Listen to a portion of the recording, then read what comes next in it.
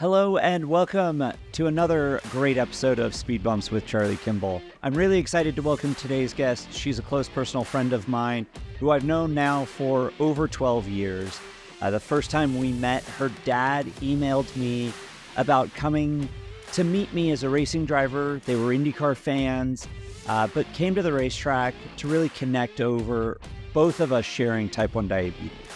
She and I rode together in the 500 Festival Parade, which was really special and a lot of fun. I like to say we're both part of the Cool Kids Club with type 1 diabetes. So everybody, please give a nice warm welcome to my friend Mary Clare Halpin. Thanks for joining us. Yes, happy and very excited to be on here, especially as a listener of Speed Bumps. It's kind of surreal. So, well, I'm glad you're listening. That's at least I know there is one person, and I think your dad said he listened as well. So I'm at two. Yes, you got two. That's progress. I really want to get straight into some of the harder questions about the speed bumps in your life. You know, we talked before we came on air. I was 22 years old when I was diagnosed. So I was, legally, technically an adult. Maybe not ever. I don't think I'm ever growing up. But as far as being older, I had different experiences as getting diagnosed in type 1 and what it meant for my life and how it had impacted things going on in my life. Would you share with us your diagnosis story? How old were you? And what do you remember? And what have you heard from your family since then? We were talking earlier just when you reminded me that you had gotten diagnosed at 22, thinking that now I'm 24, that I would have only had diabetes for 2 years. Like if I was diagnosed at 22, it's just crazy to think about. I got diagnosed when I was 8. So I've lived longer with type 1 than without it. I always say when somebody asks me about my experience that it was the best age to get diagnosed if I had to choose, just because I wasn't so little that my parents were the only ones that knew what was going on and were the only caregivers. But I wasn't into the teenage years where I was a little bit angsty and didn't want to be different. It was the perfect age because I knew I could do, like, I could add and subtract and all the things, and I could have some independence, but I still had some good oversight from my parents. So I always say it was the best age to get diagnosed. I could pick, but if I could, that's why I say it's great. But yeah, it was actually my mom's 40th birthday. So happy birthday, Mom. It was July 21st of 2008. My parents had gone on a little getaway just for her 40th birthday. So we were with a nanny and we were at Worlds of Fun in Kansas City, listeners. It's a big amusement park. And we were going to go see a concert. And so because I was with a nanny, because I was little, she noticed how much I was going to the bathroom because I had to go, 1 or 2 times per hour, sometimes more. And it wasn't that I was like a bad kid that was, like trying to be annoying to her. I felt really, really bad, but I needed to drink a lot of water and go to the bathroom. So she called my parents after we had been at Worlds of Fun and said, I think Mary Clare had something wrong with her. It may be some sort of infection, but I think you guys need to come home.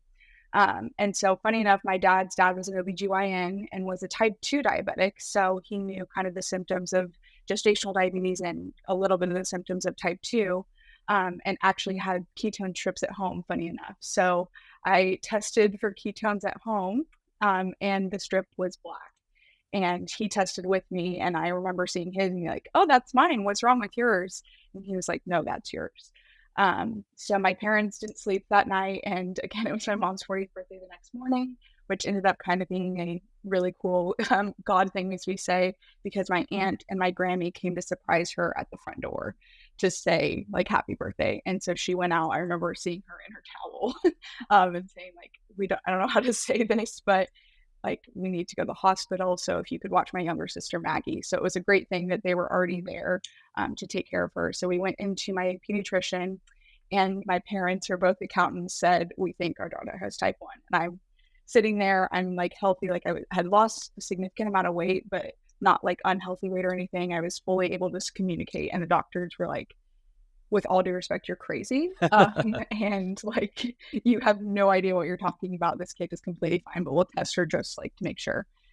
So they tested my urine and my blood sugar, and they came in and they were like crying because they felt so bad. They were like, "We're so sorry, we were wrong. She has type 1 diabetes." And so Yeah.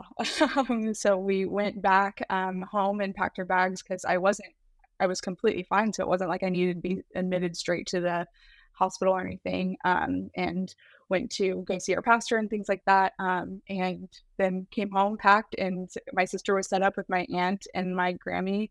And then we went. And so it was 3 days of kind of learning this new life. And I remember distinctly like having to inject into an orange, like those Yep. things that I don't know if they still do Yep. those, but doing that. And I remember my first low blood sugar. And I remember like my feet started feeling better once I was finally getting insulin.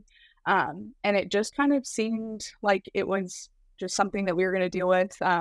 I do remember like I was very worried about not being able to have banana bread again. That was like very concerning to me as one of my favorite foods. But they're like, no, you totally can. You're fine.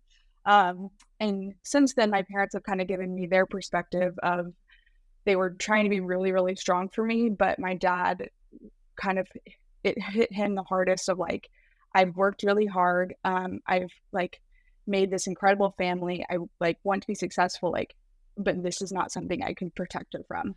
Yeah. Like how as a dad I couldn't like take the pain away from my kid and then also like protect her from anything that would hurt her. And that just really hit him hard. And my mom kind of was the strong one and she's very analytical and logistical. So she kind of ran in and has been a great partner with me since. But my dad was the one that just kind of like it was an emotional thing for him. And he did a great job like not letting me see that, but it kind of hit them hard. And my sister too, of like, she didn't know quite, like, she and I are best friends. She is my person forever.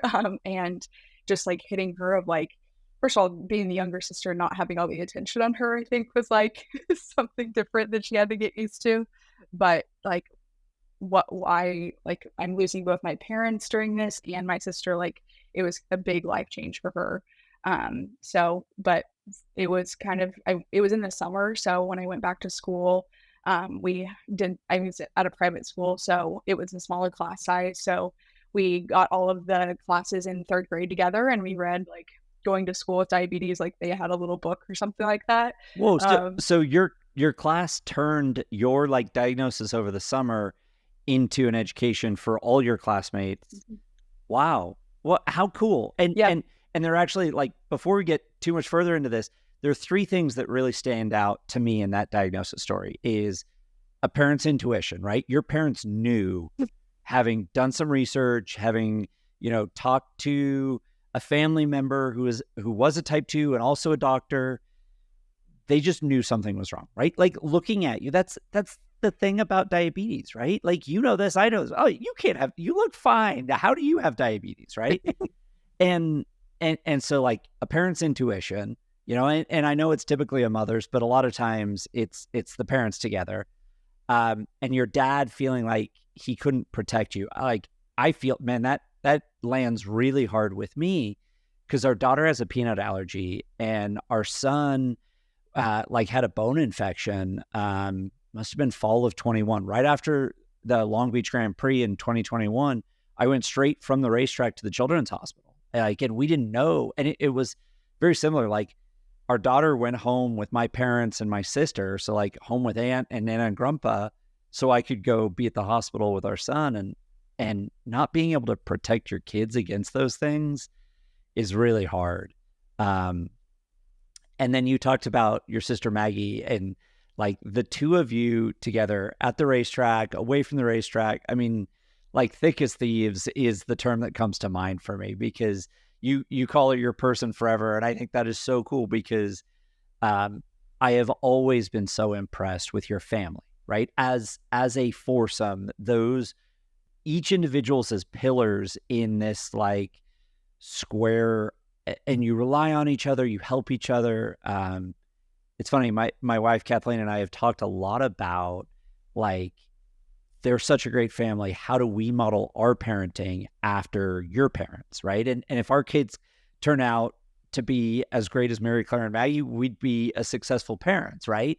And so those three things in that diagnosis story, and then you come back to school, and rather than be like, oh, Mary Clare has to go to the nurse's office now, it's like, okay, Mary Clare has type 1 diabetes. Let's all learn so that we can be better people to this diabetes community at large when you're future adults. Like, what an incredible experience. Yeah, how'd that feel for you in that moment when you're dealing with this brand new diagnosis? It would have been what, summer 2008? Is that about right? Yep. So like 8 or 10 months after I was diagnosed, right? Little age difference, but that same part of the world, time in the world within diabetes, that people still weren't talking about it like they are maybe now. I think of different timeologies with medical conditions, right? Cancer used to be like, no one talked about it. And now it's like, oh yeah, this is, I've got cancer. This is my chemo treatment, blah, blah, blah. And for a while, diabetes was like, oh, we don't talk about that. I know people to this day that were like, oh yeah, my grandma had the sugar. And it's like, what do you mean had the sugar? Oh, well, she had type 2 diabetes, but that's what we called it, right? We didn't know about it. We didn't talk about it. Well, and it's so cool that you were able to share, as you said, your vulnerability to educate and empower and inspire others. And how much did the strength of your family and that partnership, that trust you have in your sister and your parents help support you in that? Yeah, we always say that, and I can't miss the pun opportunity, that we're a four wheels of a car. And so if one of the wheels comes off or gets even low, the car doesn't run the way it's supposed to. And so we are all crucial to being each other's support system. And so I had two really good front tires for this experience of going back to school with type 1 diabetes. And my parents really led me and that have really impacted how I've managed my diabetes since, of like, we're going to combat this with information for people. It's safer if people know what diabetes is. It's safer that they know how I'm going to treat it. And that it was kind of no different. And again, they were third graders, so they could understand some things and know that it was just a part of me, and hopefully make it easier for anybody else they encountered. And so we read the book, and we had worked out with the school beforehand of, my mom didn't want me in the nurse's office a lot. So I had all of my snacks and all of my medical supplies in my little cubby with my books. And if my blood sugar is low, I just would get up and go. And we didn't even, because it was a private school, there's smaller classes, like we didn't even put any actual policies in place for me. It was just that I worked out with my teachers. If my blood sugar wasn't in the range I wanted to be able to perform, I would show them to it as proof. And then I would, if it was like a math test or whatever, I would get really nervous before my math test, so my blood sugar go high. And so I would just take it later, give me some insulin, let me relax a little bit, and take it in a bit. And as I got older, that became less and less because I could prepare a little bit more ahead of time as I had more information, just better technology and things like that.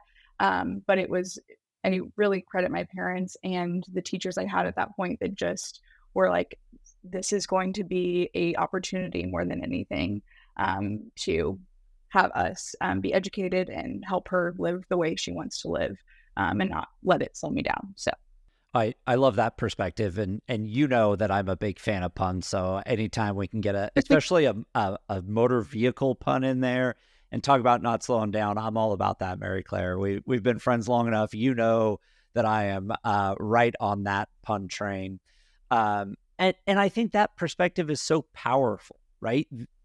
Your parents, from you as an 8-year-old, right, as a third grader, saying like, the empowerment they gave you, even to like, let's see if I can verbalize it. It's almost emotional for me. Like, right. As I think about me as a parent and put myself in your parents' place, I think it's would be really hard for me to tell our 8-year-old daughter, yeah, if your blood sugar is not right, you need to go show the teacher and retake a math test, right? Not just the peer pressure, but the not stand up, but have a very adult, very real conversation with an adult in a position of educating power. Like, what an incredible foundation. And obviously that's translated, right? You went with the Children's Congress, right? So you walked the halls of, and I can't remember which year you went. Were you there the year we took the photo with now President Biden when he was vice president? I was not there that year. Okay. No, it was It was one of the 2017. So okay, yeah, it was. one of the off Yeah, years. yeah, Um, yeah. but you go and that's the thing that always blew me away about that event. And for our listeners and viewers that don't know, the JDRF, the Juvenile Diabetes Research Foundation, it's gone through a rebrand and it's different name now, but it is an incredible organization, a nonprofit that supports the diabetes community. And one of their big things is they take young people, so juveniles or under 18, who have diabetes in their families from all 50 states and go to Capitol Hill. And they walk through the halls of Congress. They meet with Congress people. They meet with senators. They, a lot of times kids will give testimony to committee on health and human services, on diabetes action committees and caucuses, and tell their story. And every time, I've gone a few times with my partners, and every time I am blown away by the maturity, by the empowerment, by the presence. You go in there and you think, okay, the parent's going to talk a lot about their experience. And very often, like the Congress people, the senators, same thing. They're like, I'm talking to these young people that live with this condition, this disease every day, and are telling me about how it affects their life. And for you in third grade, like immediately you have diabetes and you take ownership, right? It's like, this is your thing and you do the math, right? Like, yeah, okay, they're both accountants. So like math and numbers are kind of their things, but right. But you're doing the math. You are, hey man, I'm going low. I got to go get some Gushers, and your classmates don't what a great perspective, right? They don't feel like you're taking advantage. You're like, oh no, it's just what she has to do. And it's better that we know what's going on because we can take care of her if we need to. Has that experience from like day one, actually it just hit me. It relates a lot to when I was diagnosed. A manager works with motorcycle racers. They're always getting hurt, right? They're like two wheels. It falls over when you walk away, right? So they're always getting hurt. And he said, if you treat your diagnosis of diabetes like an injury, right? Don't hide it. Don't like sweep it under the rug. Just say, hey, this is the injury. I got to get healthy before I get back in the car. It's the best way forward. So I could never hide from it, right? I never chose to hide from it. For you in third grade, it's like, yep, I've got this and this is how I deal with it. And like, y'all come along for the ride with me. It's a little like, okay, this is my deal. Who wants to be a part of my life with me? If you do, this is the social contract. You look out for me. I look out for you. We do this together. Has that helped as you've gotten older, right? Like, because again, these are experiences that I don't have with diabetes, right? I don't have first day of freshman year at high school. I don't have college applications. I don't have homecoming and prom with diabetes. I don't have learning to drive. Did that change what could have been into a more positive light as you went through those experiences?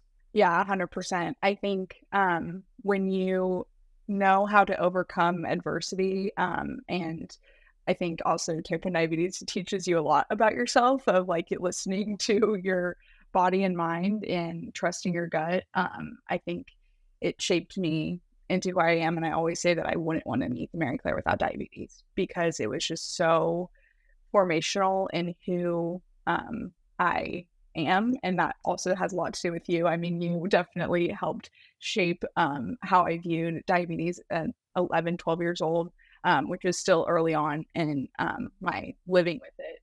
But in terms of, yeah, like high school and prom, I think when I was on the Medtronic pump in grade school, and I remember distinctly like getting ready to go to high school and telling my mom, like, I don't want to wear the clip Medtronic pump.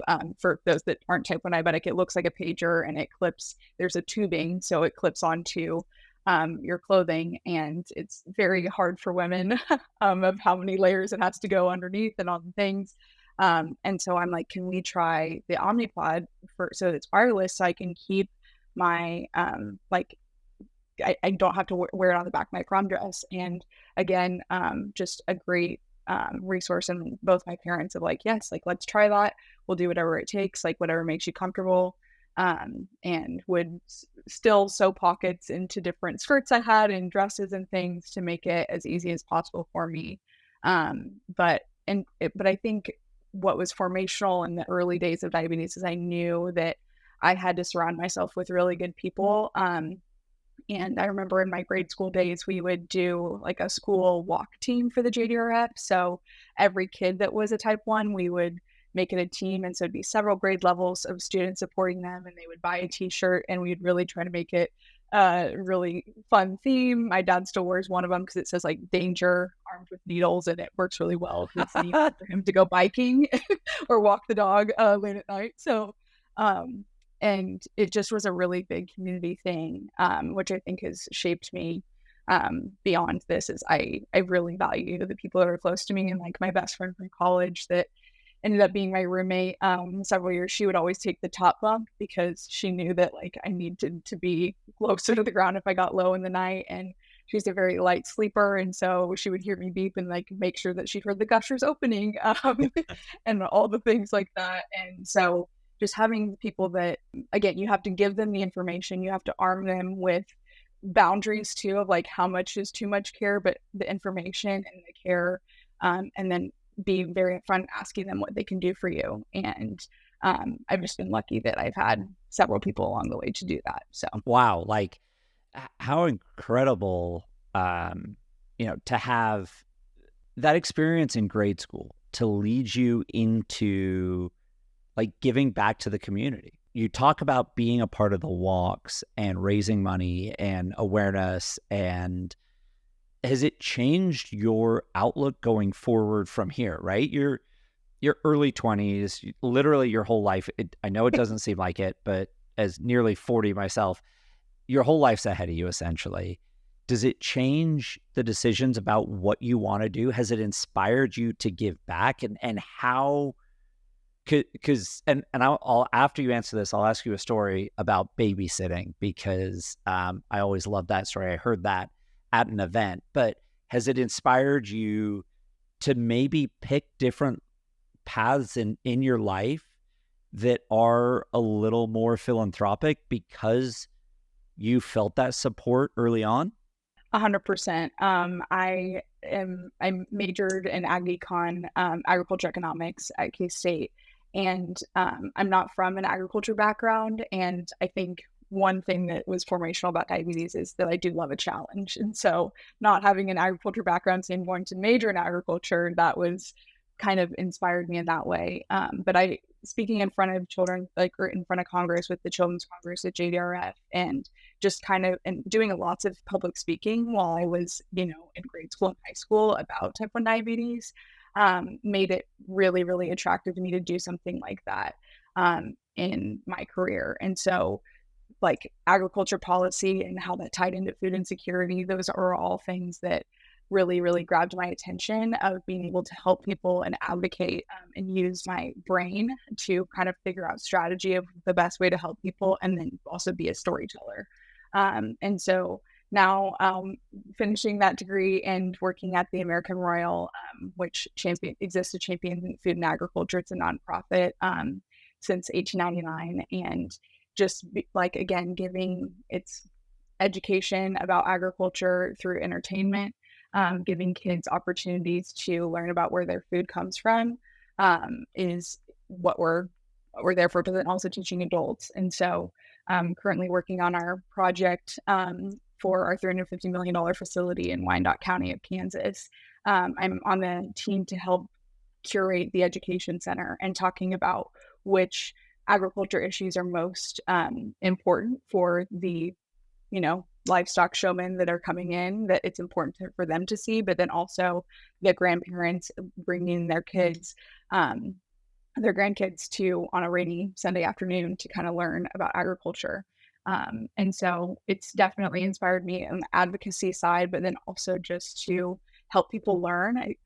Again, sitting down as a third grader and reading a book to help people learn about an issue is very, very core to something that I've done all my life. And so it feels really natural to do it in that way. And yeah, it's a dream. And I've been doing it for as long as I've had diabetes. So it feels natural and is a strength too. So Well, that's awesome. And I uh, hinted at it just a second ago, but if I remember right, in high school, you babysat, I want to say twin boys that, and you were like their only go-to babysitter.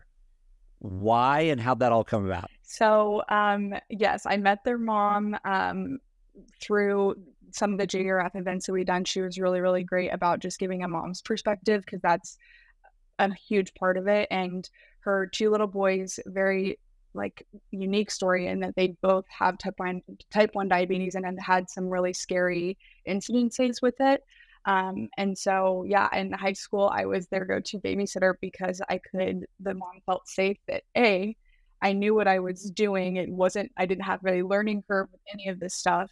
I knew how quickly things could go wrong. And then I also just knew like the symptoms, which you can't teach to somebody, even a parent. You can't teach the like slow, like that slurred speech, that like sweatiness, any of that. Like she knew that I could, even if the technology had failed, that I would be able to go past that, which is like an extra level of security for them.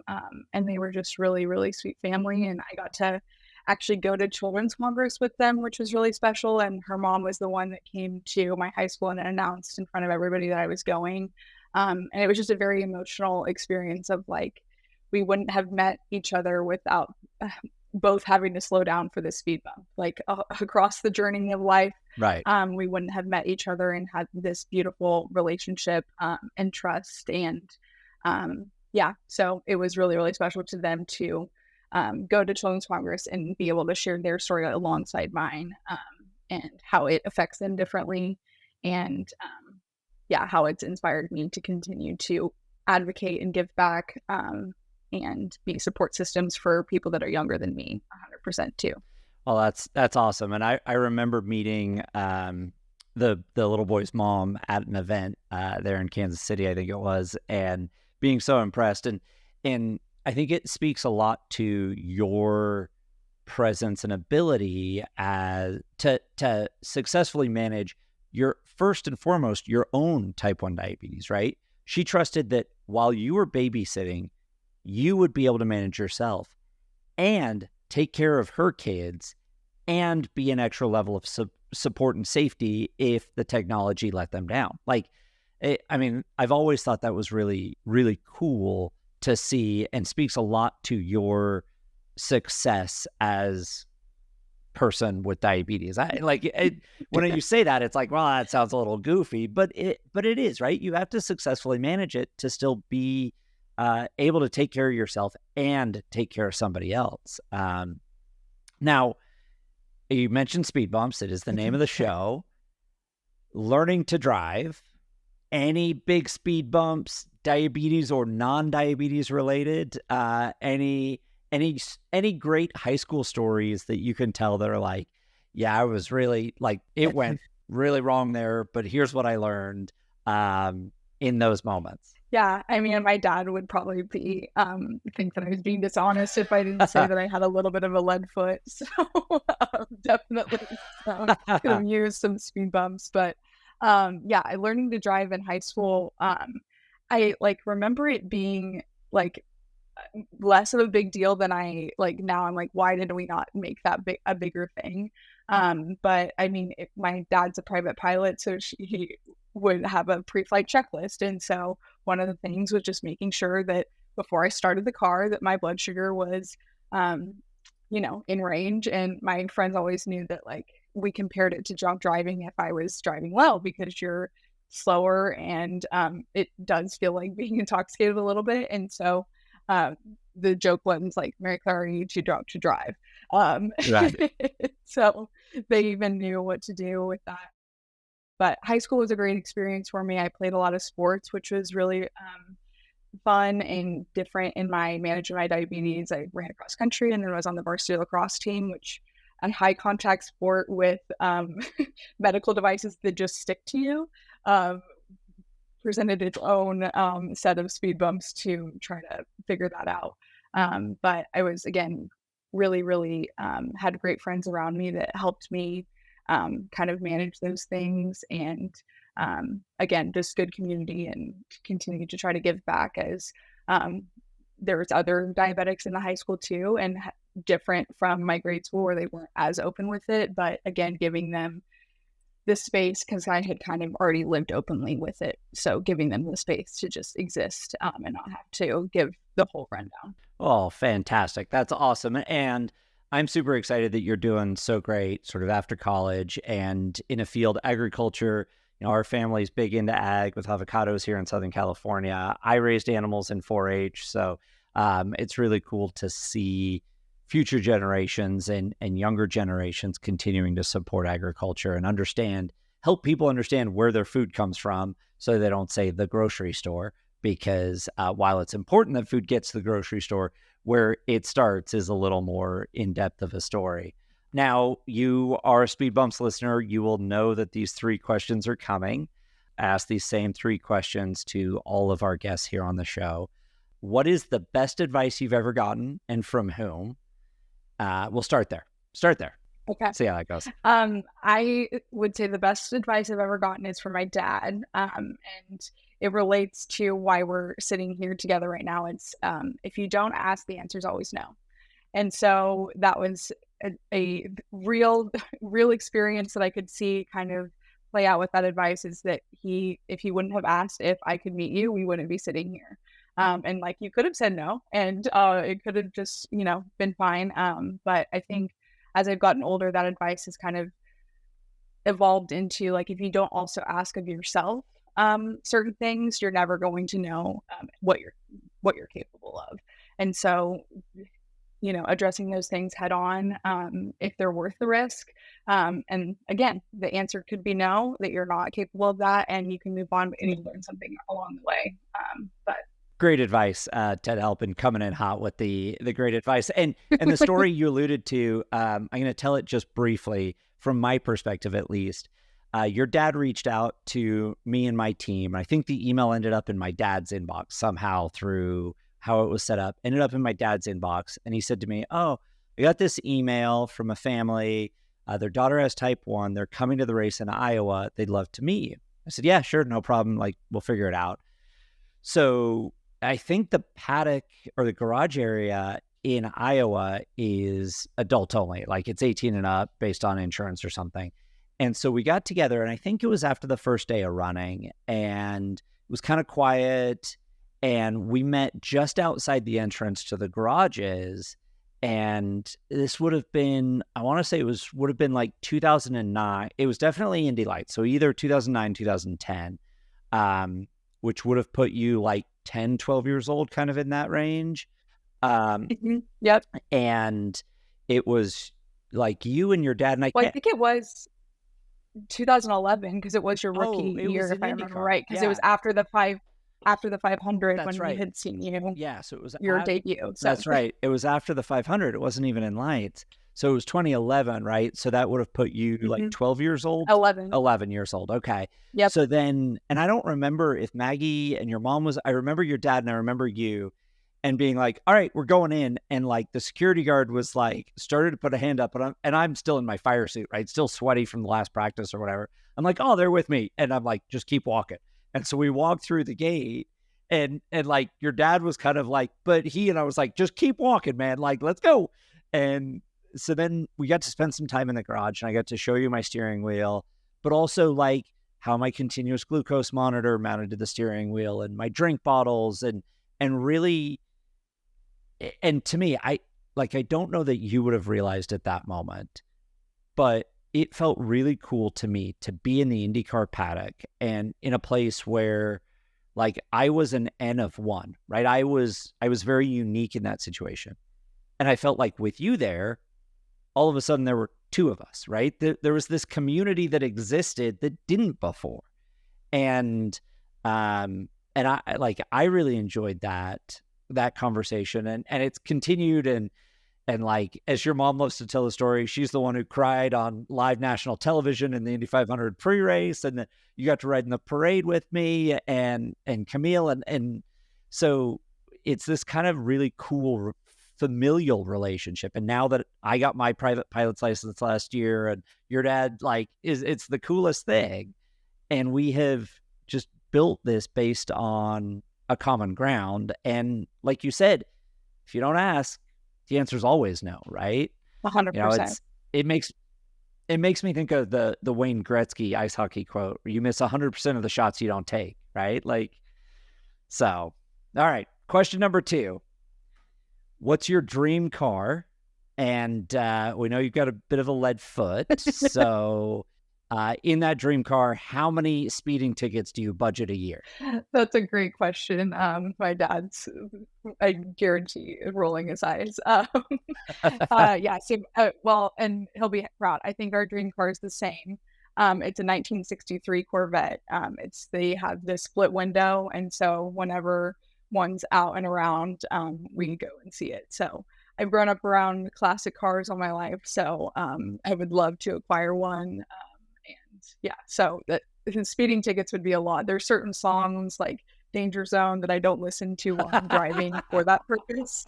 So being in a fast car, I think also would, not put lots of speeding tickets could occur. That's fantastic. I love that you have like it's like a no-fly list for your driving. It's like a no listen to, because you know you're going to get yourself in trouble. That's brilliant. Yes. Okay, last one. And I want to thank you again. This has been so much fun and such an interesting, different perspective for experiences I would never have even thought about. So thank you again. But question number 3, I ask all my guests, what is the coolest interaction that you were surprised by? Will Power had dinner with Slash, which I still don't quite know how he got that one pulled off. Hinge talked about, having a conversation with Lady Gaga, Allison Mellington, Condoleezza Rice. There's some incredible, like, just random connections, but the thread that ties all of those together is they can vividly remember that interaction, and it was really impactful in its own way. So for you, coolest interaction that has stuck with you and was maybe kind of a one-off, and you went, well, I never thought that would happen, but it's been that was amazing. Yeah, well, I do have to say, it was fun to hear Will Power's episode, because he did wreck you in the pits at that year at Iowa. So he did, yes. We hated him, or strongly disliked, for a very, very, very long time, and it's been fun to see our family kind of come around, and we're big Will Power fans now. But just would have never thought that Charlie Kimball and Will Power would be in the same conversation, and that I would be happy about it. Yeah, me too. That makes 2 of us, because I mean, we've had our issues over the years, but we look back and there's a lot of common ground as competitors, especially now that we're not head to head. But Fair. Okay, so coolest interaction. I think it would be hard not to say you, of course. Just that experience at Iowa, you rolled out the red carpet for us, and my dad reached out to you because he wanted somebody, again, he couldn't protect me from it, but he could give me whatever he could. And he wanted somebody that I could look to as a role model to say, like, this doesn't have to slow me down. This doesn't have to stop me. And then getting to go on ESPN, and people can Google my name and you can still see it. And I watched it ahead of this, and you can see in the back of my room, it says, your quote, "This diagnosis of diabetes has been a speed bump, not a roadblock." So that's really cool. So you can see how it is full circle. And so I just, your impact on my life and the way that you cared for me, a little 11-year-old girl, and my sister and my family, and really have continued to inspire me to this day of just being open with it, and the things that you've pursued, and prioritizing education throughout of it too. Like, my parents have always had inherited your parents' phrase of "bees don't race." You're just have been very, very foundational. Yeah, sorry about that. Sorry Yeah. about like putting that bar pretty high for, yeah, I'll blame that on my parents. And thank you from the bottom of my heart. I really appreciate that. I'm very uncomfortable with that high level of praise, so we're just going to move swiftly on. But it's been awesome. And I said before I asked about your coolest interaction, today's been really a great conversation for me because it is a very different viewpoint and mindset than I would have considered. And as a parent, I don't know if our kids will get diagnosed with type 1 diabetes. If they do, we're prepared for that. But whatever it is, I mentioned our daughter's peanut allergy, right? How we go about handling that as parents, listening to how your parents handled your diagnosis, and then how you as a child thrived in that, like didn't just survive, but thrived in that learning experience has been awesome. And I could not thank you more for giving up some of your day to come talk to me about life with diabetes growing up and where you are now. So Mary Clare, thank you very much. Anytime, anything for you. So Thank you.